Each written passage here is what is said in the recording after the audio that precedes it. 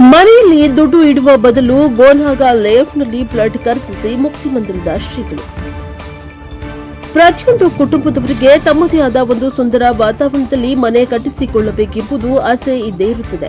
ಆ ಆಸೆಯನ್ನು ಈಡೇರಿಸಿಕೊಳ್ಳಲು ಮನೆಯಲ್ಲಿ ದುಡ್ಡು ಇಡುವ ಬದಲು ಸುರಕ್ಷಿತ ವಾತಾವರಣದಲ್ಲಿ ಎಲ್ಲ ಮೂಲ ಸೌಕರ್ಯಗಳನ್ನು ಒಳಗೊಂಡು ಮಾರಾಟಕ್ಕೆ ಸಿದ್ಧವಾಗಿರುವ ಗೋನಾಗ್ ಎನ್ಕ್ಲೇವ್ ಶಂಕರ್ ಪಾಟೀಲ್ ಅವರು ನಿರ್ಮಾಣಗೊಳಿಸಿರುವ ಹೊಸ ಲೇಔಟ್ನಲ್ಲಿ ನಿಮ್ಮ ಕನಸಿನ ಪ್ಲಾಟ್ ಅನ್ನು ಖರೀದಿಸಿ ಸುಂದರ ಮನೆ ನಿರ್ಮಿಸುವುದರೊಂದಿಗೆ ಉತ್ತಮ ಜೀವನ ಸಾಗಿಸಿರಿ ಎಂದರು. ಮುಕ್ತಿ ಮಂದಿರ ಧರ್ಮಕ್ಷೇತ್ರದ ಪಟ್ಟಾಧ್ಯಕ್ಷರಾದ ಶ್ರೀ ವಿಮಲ ರೇಣುಕಾ ವೀರ ಮುಕ್ತಿಮನಿ ಶಿವಾಚಾರ್ಯ ಭಗವತ್ಪಾದರು ಮತ್ತು ಶಿರಟ್ಟಿ ಸಂಸ್ಥಾನ ಮಠದ ಉತ್ತರಾಧಿಕಾರಿ ಶ್ರೀ ದಿಂಗಾಲೇಶ್ವರ ಮಹಾಸ್ವಾಮಿಗಳು ಹೇಳಿದ್ದಾರೆ. ಅವರು ಲಕ್ಷ್ಮೇಶ್ವರ ಸಮೀಪದ ದೊಡ್ಡೂರು ರಸ್ತೆಯಲ್ಲಿ ಹೊಸದಾಗಿ ನಿರ್ಮಾಣಗೊಂಡು ಶಂಕರ್ ಪಾಟೀಲ್ ಅವರ ಗೋನಾಗ್ ಎನ್ಕ್ಲೇವ್ ವತಿಯಿಂದ ನಿರ್ಮಾಣವಾದ ಹೊಸ ಲೇಔಟ್ ಉದ್ಘಾಟನಾ ಕಾರ್ಯಕ್ರಮವನ್ನು ಉದ್ಘಾಟಿಸಿ ನಡೆದ ಕಾರ್ಯಕ್ರಮದ ದಿವ್ಯ ಸಾನ್ನಿಧ್ಯವನ್ನು ವಹಿಸಿ ಅವರ ಜನತೆಗೆ ಕರೆ ನೀಡಿದ್ದಾರೆ. ಅವರು ನಿಮ್ಮ ಕನಸಿನ ಮನೆ ಪ್ಲಾಟ್ ಖರೀದಿಗೆ ನೀವು ಪ್ಲಾಟ್ ಹುಡುಕ್ತಾ ಇದ್ರೆ ಬೇರೆ ಎಲ್ಲಿ ಪ್ಲಾಟ್ಗಳನ್ನ ಹುಡುಕದೆ ಒಂದು ಸುಂದರ ಬದುಕಿಗೆ ಒಂದು ಸುಂದರ ಮನೆ ನಿರ್ಮಾಣವಾಗಬೇಕಾದ್ರೆ ಎಲ್ಲ ಮೂಲ ಸೌಕರ್ಯ ಇರುವ ಗೋನಾಗ್ ಎನ್ಕ್ಲೇವ್ ಅವರು ನಿರ್ಮಾಣಗೊಳಿಸಿರುವ ಹೊಸ ಲೇಔಟ್ನಲ್ಲಿ ನಿಮ್ಮ ಹೊಸ ಪ್ಲಾಟ್ ಖರೀದಿಸಿ. ಇಲ್ಲಿ ನಿಮಗೆ ಎಲ್ಲಾ ಮೂಲ ಸೌಲಭ್ಯಗಳು ದೊರಕುತ್ತವೆ. ಇದರ ಸದುಪಯೋಗ ಪಡೆದುಕೊಂಡು ಉತ್ತಮ ಜೀವನ ಸಾಗಿಸಿರಿ ಎಂದರು.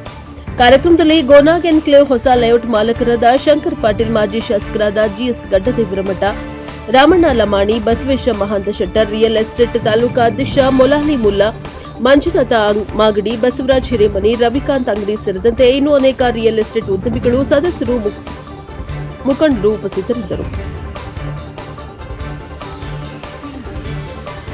Bureau report Veeranna Hadapada, NKS TV 4 Lakshmeshwar.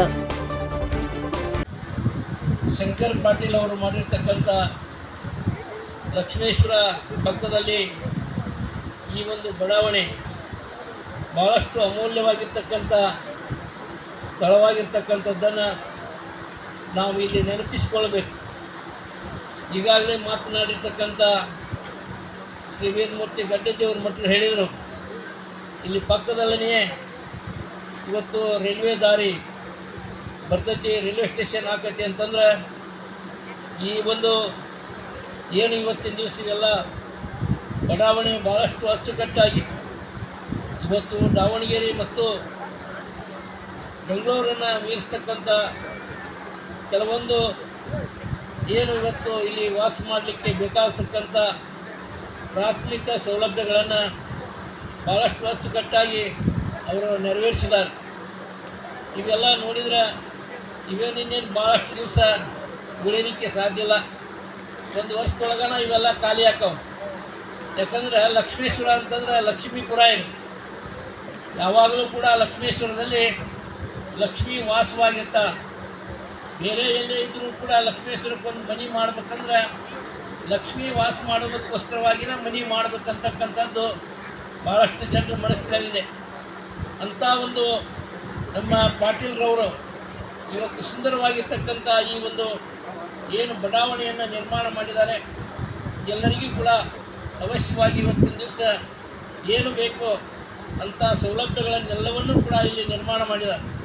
ಅದಕ್ಕೋಸ್ಕರವಾಗಿ ಇವತ್ತು ಅವರು ಮಾಡ್ತಕ್ಕಂಥ ಅನೇಕ ಕಾರ್ಯಗಳನ್ನು ಪ್ರಾಥಮಿಕವಾಗಿ ಮಾತನಾಡಿರ್ತಕ್ಕಂಥ ಡಿ ಬಸವರಾಜ್ ಅವರು ಇಟ್ಟುಕೊಂಡು ಇಲ್ಲಿ ಅವರು ಇಷ್ಟು ದೊಡ್ಡ ಲೇಔಟನ್ನು ಅವರು ಮಾಡಿದ್ದಾರೆ ಅಂತ ಹೇಳಿ, ಜನ ಯಾವುದೇ ರೀತಿಯಿಂದ ಕಾನೂನಿನ ತೊಂದರೆ ಇರುವಂಥ ಜಾಗದಲ್ಲಿ ಮನೆಯನ್ನು ಕಟ್ಟಿಬಿಟ್ರು ಅಂತಂದರೆ ಅಲ್ಲಿ ನೆಮ್ಮದಿಯಾಗಿ ಅವರು ಮಲಗಲಿಕ್ಕೆ ಸಾಧ್ಯ ಇಲ್ಲ. ಯಾವುದೇ ಕಾನೂನಿನ ಸಮಸ್ಯೆ ಬರಲಾರ್ದಂತಹ ಒಂದು ಜಾಗೆಯನ್ನು ಅವರು ನಿರ್ಮಾಣ ಮಾಡಿದ್ದಾರೆ. ಯಾರಾದರೂ ಮನೆ ಕಟ್ಟಬೇಕನ್ನೋ ಅವ್ರ ವಿಶ್ವಾಸದಿಂದ ಇಲ್ಲಿ ಜಾಗ ತೆಗೆದುಕೊಳ್ಳಲಿಕ್ಕೆ ಅಡ್ಡಿ ಇಲ್ಲ ಅನ್ನುವಂತಹ ಒಂದು ಮಾತನ್ನು ಬಹು ವರ್ಷದ ಅನುಭವದೊಂದಿಗೆ ನಾವು ಹೇಳಲಿಕ್ಕೆ ಬಯಸ್ತೀವಿ ಅಂತಕ್ಕಂಥದ್ದು. ರೈಲ್ವೆ ಸ್ಟೇಷನ್ ಬರ್ತದೆ ಅನ್ನುವಂಥದ್ದು, DC ಆಫೀಸ್ ಇಲ್ಲಿ ಯಾಕೆ ಬರ್ತಾ ಅಂತ ಅದೊಂದು ನನಗೆ ಗೊತ್ತಾಗಲಿಲ್ಲ. ತಹಸೀಲ್ದಾರ್ ಆಫೀಸ್ ಇಲ್ಲೇ ಬರ್ತಂತೆ. ಮತ್ತು ಎದುರಿಗೇ ದೊಡ್ಡ ಶಿಕ್ಷಣ ಸಂಸ್ಥೆ ಇಲ್ಲಿ ಬಂದಿರೋದ್ರಿಂದ ಈ ಏರಿಯಾ ಬಹುಶಃ ಬುದ್ಧಿಜೀವಿಗಳ ಸುಶಿಕ್ಷಿತರ ಏರಿಯಾ ಆಗುತ್ತೆ ಅನ್ನೋದ್ರೊಳಗೆ ಎರಡು ಮಾತೇ ಇಲ್ಲ ಅಂತಕ್ಕಂಥ ಮಾತನ್ನು ಈ ಸಂದರ್ಭದಲ್ಲಿ ಹೇಳಿ ಅವಕಾಶಗಳನ್ನು ಬಳಸಿಕೊಳ್ಳ್ರಿ. ಯಾವಾಗಲೂ ಮನುಷ್ಯ ಹಣವನ್ನು ಮನೆಯಲ್ಲಿ ಇಟ್ಟುಕೊಂಡು ಕುಂತ್ಕೊಂಡು ಅದನ್ನು ಕೊಳಸೋದ್ರ ಬದಲಿ ಅದನ್ನು ಬೆಳೆಸಬೇಕಾಗಿತ್ತು ಅಂದರೆ ಅದನ್ನು ಭೂಮಿಯಲ್ಲೇ ಹಾಕಬೇಕೇ ಹೊರತಾಗಿ ಕಪಾಟ್ನಾಗಿಟ್ಟರೆ ಡಬಲ್ ಆಗೋದಿಲ್ಲ, ಪ್ಲಾಟ್ನಾಗಿಟ್ಟರೆ ಅದು ಡಬಲ್ ತ್ರಿಬಲ್ ಆಗುತ್ತೆ ಅಂತಕ್ಕಂಥದ್ದನ್ನು ಭಾಳ ಜನ ತಿಳ್ಕೋಬೇಕು. ಇವತ್ತಿನ ದಿವಸ ಎಲ್ಲರೂ ಅದನ್ನು ಬಲ್ಲವರೇ ಆಗಿದ್ದೀರಿ ಅಂತಕ್ಕಂಥದ್ದು. ನಾವೊಂದು 3 ಎಕರೆ ಚಿಲ್ಲರ ಒಂದು ಲೇಔಟ್ ಹಿಡ್ಕೊಂಡಿವಿ. ಇಲ್ಲಿ ಲೇಔಟ್ ಅಂತಾರೆ, ಏನಂತಾರೆ ಅದಕ್ಕೆ, ಒಟ್ಟು ಎಣ್ಣೆ ಆಗಿತ್ತು ಅದು. ಅದನ್ನು ಯಾರು ಹಿಡ್ದಿಲ್ಲ ಜರ ನೀವೇ ಹಿಡ್ಕೋರಿ ಅಂತೇಳಿ ಅವ ಬಂದ, ಮಹೇಶ್ ಉಲ್ಬಜಾರ, ಗಡ್ಡದೇವ್ರ ಮಠರ ಹತ್ರ, ಗಂಗಣ್ಣ ಮಾನ್ ಸೆಟ್ರ ಹತ್ರ ಅದನ್ನ ಒಯ್ದಿಟ್ಟಿವಿ. ನಾವು ಇದನ್ನ ಹಿಡಿಬೇಕಾ ಬ್ಯಾಡ್ರಿ ಅಂತ, ಇದನ್ನು ಹಿಡೀರಿ ಅಂದ್ರೆ ಅವ್ರು. ನಾವು ಅವತ್ತು ಅದನ್ನು ಹಿಡ್ಕೊಂಡ್ವಿ. ಅಷ್ಟು ಸಾಲ ಮಾಡೇ ಹಿಡ್ಕೊಂಡಿವಿ ನಾವು, ಬ್ಯಾಂಕ್ನಾಗೆ ಅದನ್ನು ಅಷ್ಟು ಸಾಲ ಮಾಡೇ ಹಿಡ್ಕೊಂಡ್ವಿ. ಈಗ ಅದನ್ನು ಸಾಲ ಬಗೆಹರಿಸಿವಿ. ಭಾಳ ಅಂದ್ರೆ ಇನ್ನೊಂದು 20 ಲಕ್ಷ ರೂಪಾಯಿ ಸಾಲ ಇರಬೇಕು, 20 ಲಕ್ಷದ ಒಳಗಿರಬೇಕು. 1 ಕೋಟಿ ಮೇಲೆ ಎಷ್ಟೋ ಸಾಲ ಮಾಡಿ ಅದನ್ನು ಜಾಗ ಹಿಡಿದಿದ್ವಿ. ಅದನ್ನು ಮೊನ್ನೆ ಯಾರೋ ಒಬ್ಬರು ಬಂದು ಅಷ್ಟು ನಮಗೆ ಇಷ್ಟು ಕೊಡೋದಾದ್ರೆ ನಾವು ತೊಗೊತೀವಿ ಅಂತ ಅಂಕಿ ಹೇಳಿದಾಗ ನಾವ ಗಾಬರಿ ಆಗಿದ್ವಿ.